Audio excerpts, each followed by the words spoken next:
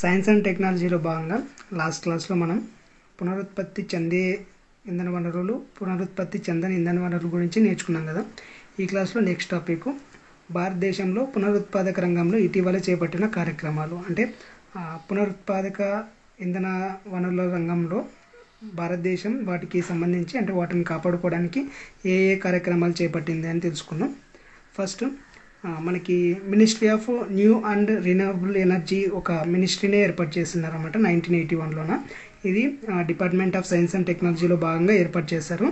దీంట్లో అదనపు శక్తి ఉంటుంది. ఇప్పుడు మామూలుగా సాంప్రదాయ శక్తి వనరులు అంటే మనకు అప్పటి వరకు తెలిసింది 1980 వరకు తెలిసింది మనకేంటి, పెట్రోలియం కానీ, సహజ వాయువు కానీ, లేదంటే థర్మల్ ఎనర్జీ కానీ, ఇవే కదా.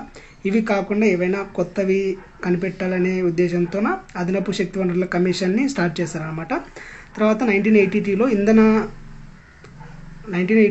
ఇంధన మంత్రిత్వ శాఖ కింద ఇవి సాంప్రదాయేతర ఇంధన వనరుల శాఖ ఒకటి ఏర్పడింది అనమాట. డిపార్ట్మెంట్ ఆఫ్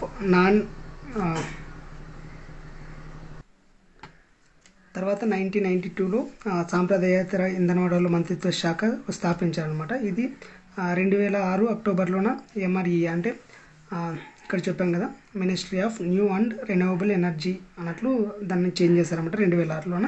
ఇప్పుడు ప్రజెంట్ మంత్రి వచ్చేసి రాజ్ కుమార్ సింగ్. ఈ మినిస్ట్రీకి ఇది మంత్రిత్వ శాఖకి మంత్రి రాజ్ కుమార్ సింగ్ అనమాట. దీని కింద కేజ్ అని ఒకటి కమిషన్ ఉంటుంది. ఆ కమిషన్ పేరు commission for additional source of energy. అంటే అడిషనల్ ఇంకా సాంప్రదాయబద్ధంగా మనం వాడే పెట్రోలియం, సహజ వాయువు ఇవే కాక వేరే ఏవైనా కొత్త సాంప్రదాయాలు కానీ కొత్తవి ఏవైనా ఉంటే దాని కిందకి వచ్చేలాగా ఈ కమిషన్ ఏర్పాటు చేస్తారనమాట. సాంప్రదాయేతర ఇంధన వనరులు ఇప్పుడు మనకి బయోమాస్, బయోగ్యాసు, బయోడీజిల్ ఇవన్నీ ఉంటాయి కదా, ఇవన్నీ సాంప్రదాయేతర ఇంధన వనరులే.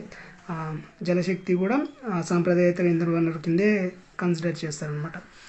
ఇంకా MRE ఆధ్వర్యంలో ఉన్న సంస్థలు ఏ సంస్థలు ఉన్నాయంటే national institute of solar energy, అంటే సోలార్ ఎనర్జీకి సంబంధించిన ఒక ఇన్స్టిట్యూట్ ఉంటుంది. 2013లో స్థాపించారు. ఇది హర్యానాలో గుర్గావ్లో ఉంటుంది.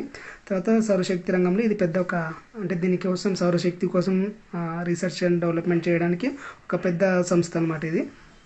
తర్వాత solar energy corporation of India, ఇది కూడా సెప్టెంబర్ 20, 2011లో స్థాపించారనమాట. తర్వాత national institute of wind energy, ఇది పవనశక్తి కోసం ఏర్పాటు చేశారు. 1998లో చెన్నైలో ఏర్పాటు చేశారు. ఇది మనకి సౌరశక్తిలోన national institute of solar energy ఎలాగో ఇది పౌరశక్తిలోన ఇదలాగనమాట. ఇది కూడా రీసెర్చ్ అండ్ డెవలప్మెంట్కి ఉపయోగిస్తారు, పవన శక్తికి అంటే విండ్ ఎనర్జీకి. ఇంకా Sardar Salman Singh national institute of renewable energy వచ్చేసి కపూర్తాలో ఉంది. ఇది పంజాబ్లో ఉంటుంది అనమాట. ఇది కూడా సేమ్ రీసెర్చ్ అండ్ డెవలప్మెంట్ చేసేది.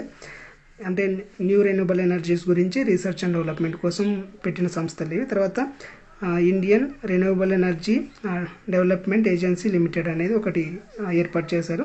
ఇది ఈ మంత్రిత్వ శాఖ కిందనే ఉంటుందన్నమాట. ఇది నాన్ బ్యాంకింగ్ వ్యవస్థ. అంటే ఇది ఏం చేస్తా అంటే ఎవరైనా నాన్ రెన్యూవబుల్ ఎనర్జీస్ ఉంటాయి కదా, వీటికి సంబంధించి ఏదైనా ప్లాంట్స్ కానీ లేదంటే కొత్తగా క్రియేట్ చేయడానికి కానీ కావాల్సిన ఫైనాన్షియల్ సపోర్ట్ని ఇస్తుంది అనమాట. ఎనర్జీ ఫర్ ఎవర్ అనే నినాదం ఈ సంస్థది ఎనర్జీ ఫర్ ఎవర్ అనే నినాదంతో ఉంటుంది అనమాట. ఇది ఇంకా గ్రీన్ ఫైనాన్షియల్ అంటారు. గ్రీన్ ఫైనాన్షియల్ అంటే కొత్తగా రిన్యూవబుల్ ఎనర్జీ కోసం ఏవైనా ప్రాజెక్టు స్థాపిస్తే దానికి కావాల్సిన ఆర్థిక సహాయాన్ని చేస్తుంది అనమాట. తర్వాత association of renewable energy agencies of states, ఇది 2014లో స్టార్ట్ చేశారు.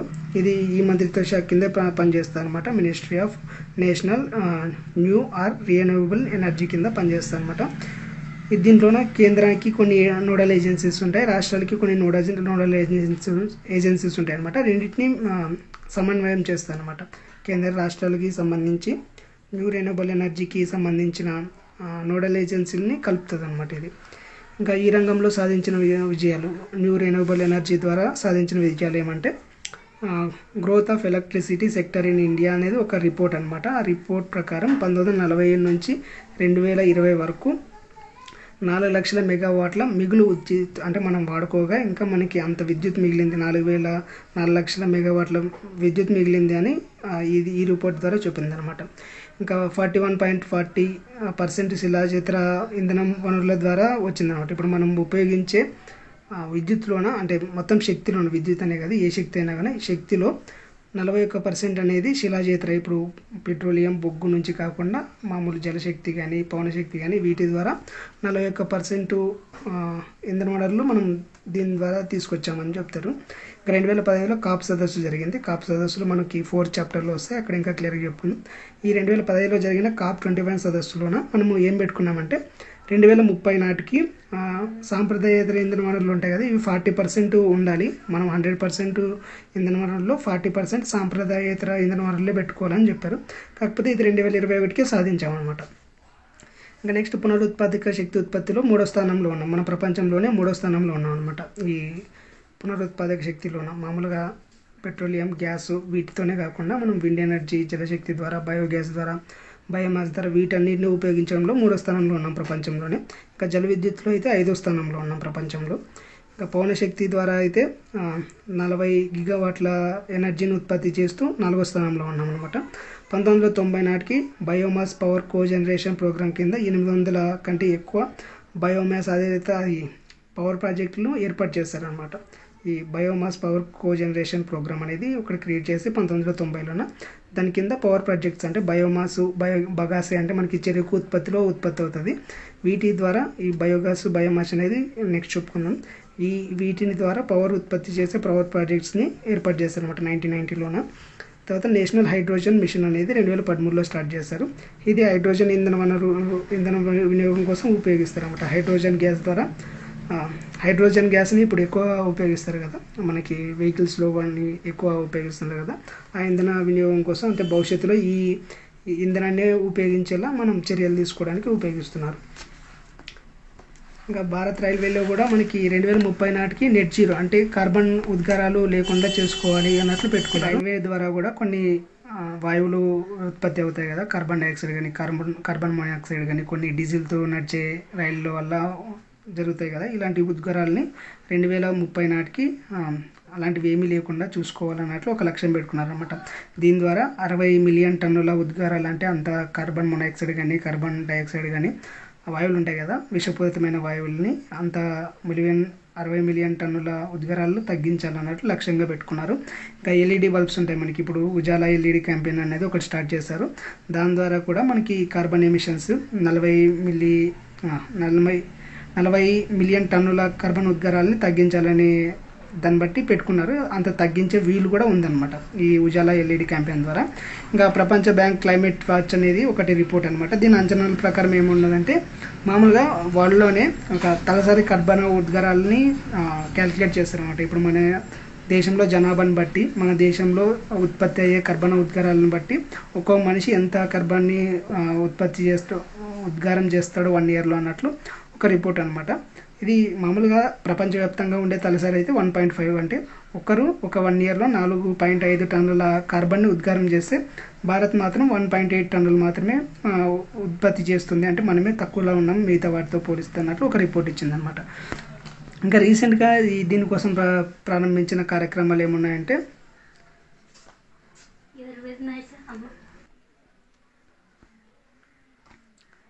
భారతదేశంలో ఇటీవల ఈ పునరుత్పత్తి ఇంధనాల కోసం చేపట్టిన కార్యక్రమాలు ఏమంటే నూతన పునరుత్పాదక ఇంధన మంత్రిత్వ శాఖ వెబ్సైట్ని క్రియేట్ చేసిందనమాట.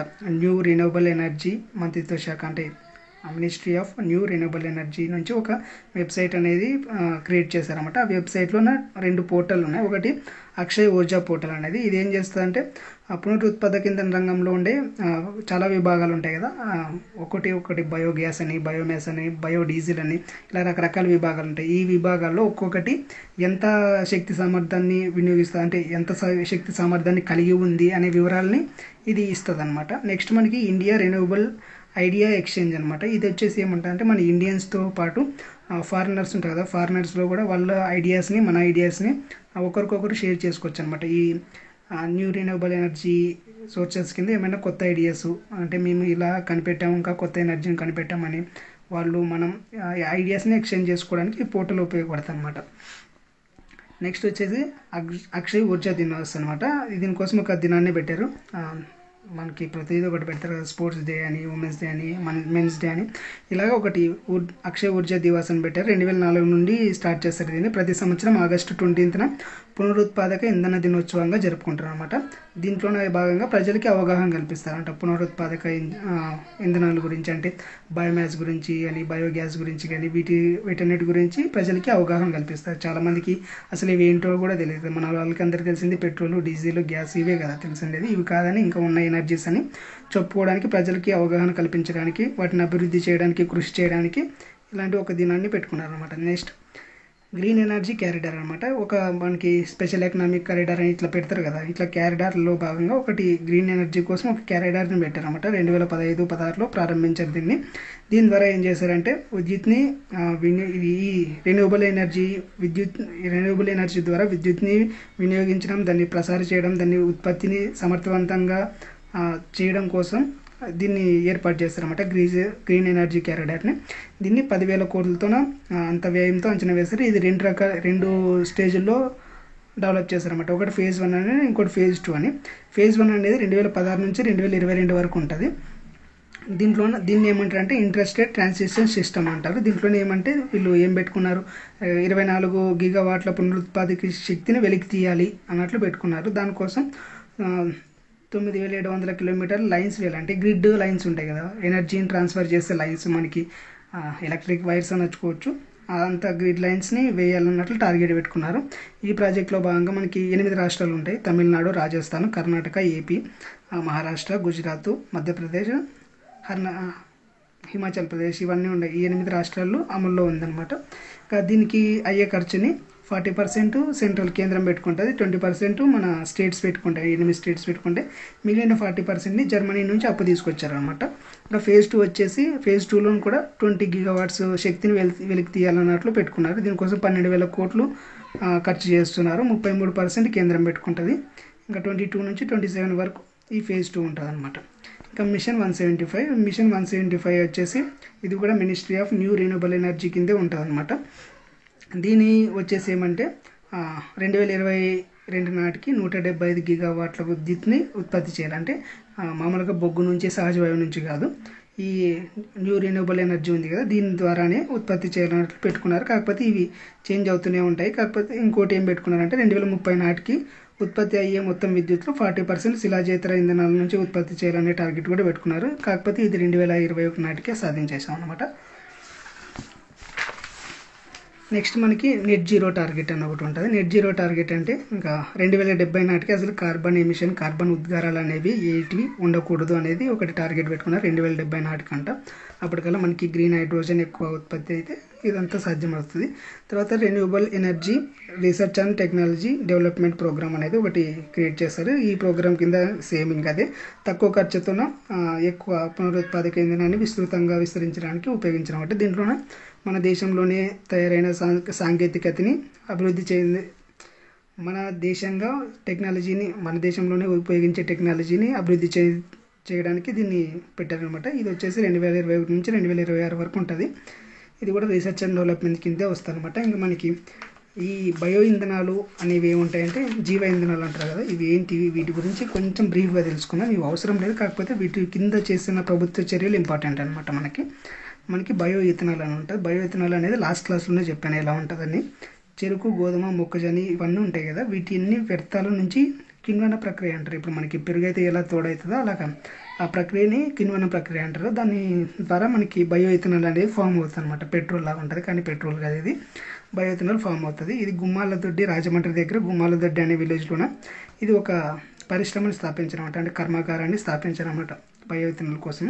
దీనికోసం అస్సాగో ఇండస్ట్రీస్ అనేది దీనికి హెల్ప్ చేస్తుంది అనమాట. ఇది ప్రైవేట్ కంపెనీ. ఈ కంపెనీ కింద గుమ్మాలదొడ్డిలోన బయో ఇథనాల్ తయారు చేసే ఒక కర్మాగారాన్ని ఏర్పాటు చేశారు. దీనికోసం ప్రభుత్వం చేపట్టిన చర్యలు ఏమంటే ప్రధానమంత్రి జీవన్ అంటే జీవ ఇంధన్ వాతావరణ అనుకూల్ సఫల్ అవశేష నివారణ అనమాట. దీని కింద బయో ఇథనాల్ని తయారు చేశారు. మనకి ఏమంటే పంట పొలాల్లో మిగిలిపోయింటాయి కదా వ్యర్థాలు, ఆ వ్యర్థాలన్నింటినీ కంపోస్ట్ చేసి ఆ కంపోస్ట్ ద్వారా బయో ఇథనాల్ని తయారు చేయాలనేది ఈ పథకం యొక్క ఉద్దేశం అనమాట. ఇంకా ఇథనాల్ బ్లెండింగ్ అనేది మనం ఇంతకుముందే చెప్పుకున్నాం. 2030 లోపల పెట్రోల్కి 20% ఇథనాల్ని బ్లెండ్ చేయాలంటే పెట్రోల్తో పాటు పెట్రోల్లో 20% ఇథనాల్ కలిపితే మైలేజ్ ఎక్కువ వస్తుంది, కార్బన్ తక్కువ ఉత్పత్తి అవుతుంది అనమాట. కార్బన్ డైఆక్సైడ్ అనేది తక్కువ వెలువడుతుంది. సో 2030 నాటికి 20% ఇథనాల్ని బ్లెండ్ చేయాలి. 5% బయోడీజిల్ని డీజిల్లో కలపాలి. ఇథనాల్ని పెట్రోల్లో కలుపుతాము, బయోడీజిల్ని డీజిల్లో కలుపుతాం అన్నమాట. 5% డీజిల్లో కలపాలి అన్నట్లు పెట్టుకున్నారు. కాకపోతే 2025-26 నాటికి 20% పెట్రోల్లో ఇథనాల్ కలిపేస్తున్నాం మనం అప్పుడే. ఇంకా పూర్తిగా కాలేదు, కాకపోతే అక్కడక్కడ కలిపేస్తున్నారు అన్నమాట. తర్వాత రీపర్పస్ యూజ్డ్ కుకింగ్ ఆయిల్, ఇది వచ్చేసి ఇది కూడా ఒక పథకం లాంటిది. ఇది ఏమంటారంటే మనం ఒకసారి వాడిన ఆయిల్ ఇంకోసారి వాడకూడదు అంటాం కదా, వంటల కోసం వాడే ఆయిల్ని. అలాంటి ఆయిల్ నుంచి బయోడీజిల్ని తయారు చేయడం కోసం ఈ పథకం ఉద్దేశం అనమాట. నెక్స్ట్ బయోగ్యాస్ ఏమంటే బయోగ్యాస్ కూడా ఇథనాల్ లాంటిది. ఇది కూడా ఏమంటే ఇక్కడ అదే కంపోస్ట్ అవుతుంది. ఇక్కడ కొంచెం మనమే కొన్ని సూక్ష్మజీవుల్ని పెడతాం అన్నమాట. ఆ సూక్ష్మజీవులు జీవక్రియల ద్వారా గోబర్ గ్యాస్ని ఉత్పత్తి చేస్తాయి. ఇంతకుముందు మనం చిన్నప్పుడు చదువుకునే వాళ్ళం, మనం ఇంటి దగ్గరలోనే ఒకటి బావిలాగా తవ్వి దాంట్లోనే మన ఇంట్లో ఉండే వ్యర్థాలని దాంట్లో వేస్తే అందులో నుంచి గోబర్ గ్యాస్ ఉత్పత్తి అవుతుందని మనం నేర్చుకున్నాం కదా. గోబర్ గ్యాస్ అంటే CO2, మీథేన్, హైడ్రోజన్ సల్ఫైడ్ ఉంటాయి. ఈ మూడుని కలిపి గోబర్ గ్యాస్ అంటారు. ఈ గోబర్ గ్యాస్ని మనం వంట గ్యాస్లో కూడా ఉపయోగించుకోవచ్చు అనమాట.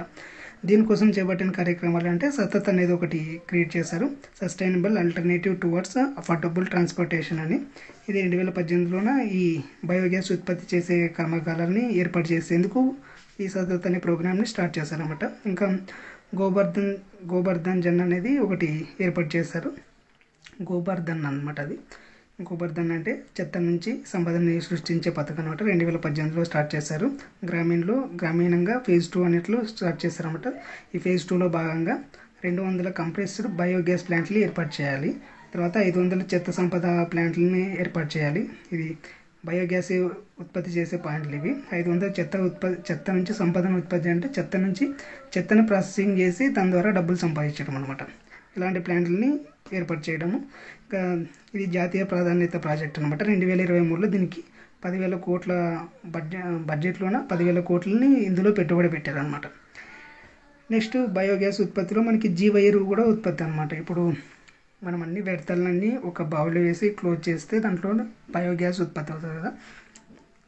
బయోగ్యాస్ ఉత్పత్తి అయినా కింద ఉంటుంది కదా మనకి వ్యర్థ పదార్థాలు. ఆ వ్యర్థ పదార్థాలలో మళ్ళీ వానపాములను వదిలితే ఆ వానపాములు వాటిని అన్నింటినీ మనకి జీవ ఎరువుగా మారుస్తాయి అనమాట. దాన్నే మనం వర్మి కంపోస్ట్ అంటాం అనమాట. ఇది పొలాలకి మంచి చేస్తుంది, పొలాల్లో వాడుకోవచ్చు అన్నమాట.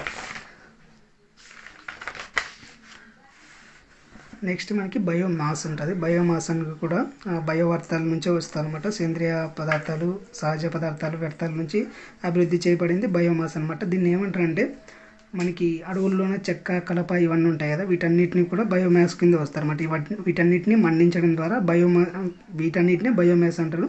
వీటన్నిటి బయోమాస్ ఫీడ్ స్టాక్స్ అంటారన్నమాట. వీటిని మండించడం ద్వారా శక్తిని మనం ఉపయోగించుకోవచ్చు. మామూలుగా మన ఇండియాలోన 32% శక్తి బయోమాస్ మండించడం ద్వారానే వస్తుంది. 70% జనాభా దీని ద్వారా లబ్ధి పొందుతున్నారంట. మనకి బయోమాస్లో ఏమేమి అంటే బ్లాక్ లిక్కర్ అనేది ఉంటుంది, బగాస్ అని ఉంటుంది. ఆ బ్లాక్ లిక్కర్ అంటే చెక్క నుంచి కాగితం తయారు చేస్తాం కదా, దాంట్లో ఉండేదాన్ని బ్లాక్ లిక్కర్ అంటారు. చెరుకు నుంచి చక్కెర తయారు చేసేటప్పుడు పిండేసిన పిప్ ఉంటుంది కదా, దాన్ని బగాస్ అంటారు అనమాట. కోజనరేషన్ ప్లాంట్లు అంటే మనకి ఈ ప్లాంట్స్లోన మన విద్యుత్తుతో పాటు వేడి కూడా ఉత్పత్తి అవుతుందన్నమాట. ఆ వేడిని కూడా మనం వాడుకోవచ్చు అనమాట. 1990 నుంచి కోజనరేషన్ ఈ ప్లాంట్స్ అనేది అమలులోకి వచ్చినాయి. వీటి నుంచి గ్రిడ్కి శక్తిని అందించడానికి 800 బయోమాస్ కోజనరేషన్ ప్రాజెక్ట్ని కనిపెట్టారంట. అంటే విద్యుత్ని మనం వాడుకునే విద్యుత్గా దీంట్లో ఉత్పత్తి అయ్యే విద్యుత్ని మనం వాడుకునే విద్యుత్కి కనెక్ట్ చేయడానికి ఇన్ని కోజనరేషన్ ప్రాజెక్టులని ఏర్పాటు చేశారు అనమాట. 2024 నాటికి బయోమాస్ ద్వారా స్థాపిత సామర్థ్యం ఏమంటే 10,845 మెగావాట్లు అనమాట. ఇంత ఎనర్జీని మనం స్థాపించవచ్చు 2024 నాటికి. ఇంత ఉంది మనకి present.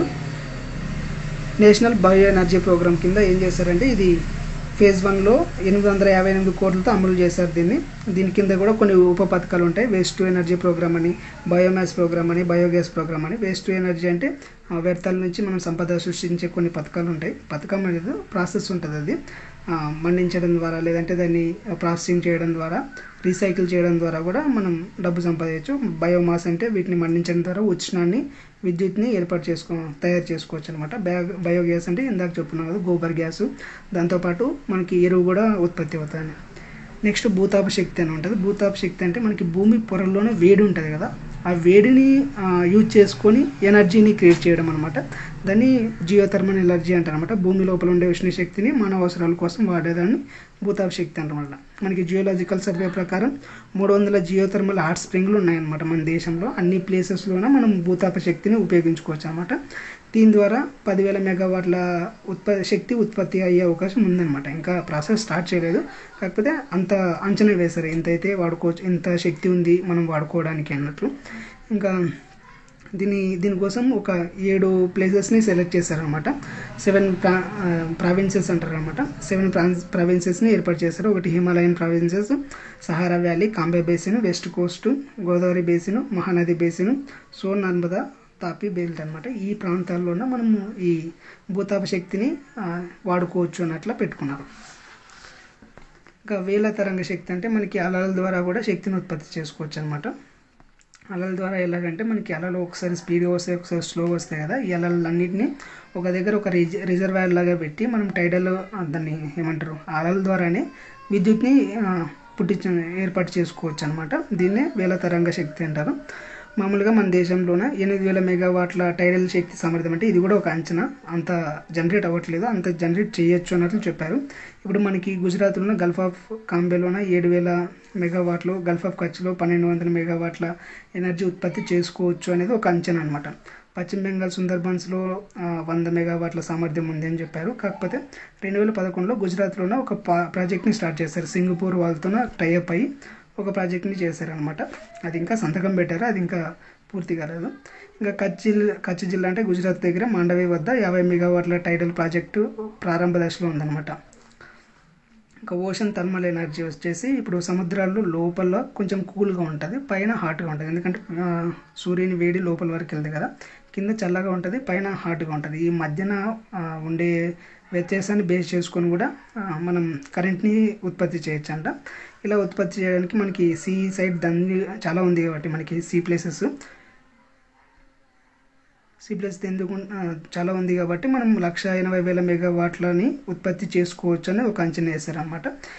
Ministry of earth sciences వాళ్ళు దీన్ని లక్షద్వీప్లోనే ఒకటి ఏర్పాటు చేశారనమాట. ఓషన్ థర్మల్ ఎనర్జీ ఇన్స్టిట్యూట్ ఉంటుంది ఒకటి, ఆ ఇన్స్టిట్యూట్తో కలిపి మినిస్ట్రీ ఆఫ్ ఎర్త్ సైన్స్ వాళ్ళు లక్షద్వీప్లోన 65 కిలోవాట్ల ఎనర్జీని ఉత్పత్తి చేసి ఒక ప్లాంట్ని ఏర్పాటు చేశారు.